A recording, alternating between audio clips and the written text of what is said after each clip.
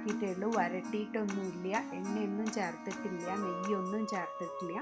വെറുതെ ഒന്ന് ഇളക്കി നന്നായിട്ട് ആ ശർക്കരയും ചക്കയും കൂടി മിക്സ് ചെയ്യാൻ വേണ്ടി നന്നായി മിക്സ് ചെയ്തെടുത്തു. പിന്നെ കുറച്ച് നാളികേരപ്പൂള എടുത്തിട്ട് അത് അരിഞ്ഞെടുത്തു, നാളികേരത്തിൻ്റെ കഷ്ണം അതിലിടാൻ വേണ്ടിയിട്ട്.